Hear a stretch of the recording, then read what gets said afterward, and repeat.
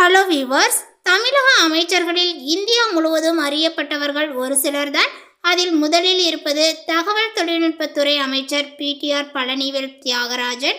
திமுக ஆட்சியை அமைத்த போது அவர் தமிழக நிதி அமைச்சராக பார்த்தீங்கன்னா நியமிக்கப்பட்டார்.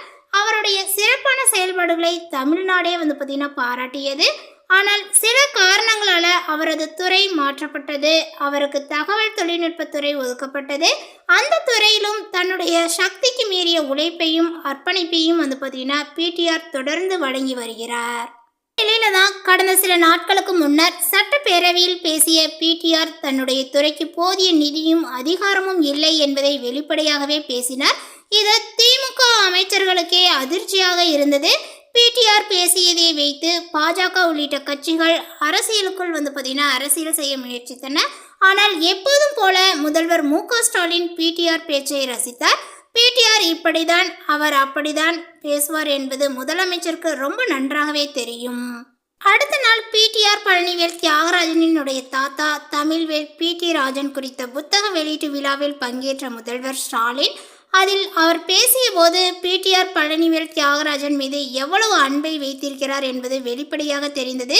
பிடி ராஜனுக்கு நமது பிடிஆர் மட்டும் வாரிசு இல்லை, நானும் வாரிசுதான், அதுவும் திராவிட வாரிசு என்று பேசினார். இந்த நிலையில் பார்த்தீங்கன்னா விரைவில் தமிழக அமைச்சரவை 6வது முறையாக மாற்றியமைக்கப்பட்டுள்ளது. சட்டப்பேரவை இந்த மாத இறுதியுடன் பார்த்தீங்கன்னா முடிய உள்ள நிலையில அதற்கான பணிகள் தொடங்கப்பட்டுள்ளன. ஒவ்வொரு துறை அமைச்சர்கள் குறித்து விரிவான ரிப்போர்ட் அதிகாரிகள் மட்டத்திலும் உளவுத்துறை சார்பிலும் தயார் செய்யப்பட்டு வருகிறது. அந்த அறிக்கைகளினுடைய அடிப்படையில் அமைச்சர்களினுடைய இலக்காக்கள் மாற்றியமைக்கப்பட உள்ளதுடன் சிலரிடமிருந்து அமைச்சர் பொறுப்பும் பறிக்கப்பட உள்ளது. அதோடு புதிய இருவருக்கும் பார்த்தீங்கன்னா மாற்றியமைக்கப்பட உள்ள அமைச்சரவையில் இடமும் கொடுக்க இருக்கின்றார் முதல்வர் மு.க.ஸ்டாலின். கொடுத்தால்தான் ஓட்டு விழும் என்பது அரசியலில் எழுதப்படாத அரிச்சுவடியாக மாறிவிட்ட இந்த சூழலிலும் கடந்த தேர்தலில் தான் போட்டியிட்ட மதுரை மத்திய தொகுதியில் ஓட்டுக்காக பணம் கொடுக்க மாட்டேன் என்று பகிரங்கமாக பார்த்தீங்கன்னா அறிவித்து அனைத்தையும் செயல்படுத்தி காட்டியவர் பிடிஆர். மக்களும் ஓட்டுக்கு பணம் கொடுக்காத பிடிஆரை தான் தங்களது எம்எல்ஏவாக பார்த்தீங்கன்னா தேர்வு செய்தனர். அப்படியான அரசியல் நேர்மை கொண்ட பிடிஆரினுடைய குணமும் அவரது நேர்மையும் முதல்வருக்கு அவரை சுற்றியிருப்பவர்களுக்கும் நன்றாகவே தெரியும்.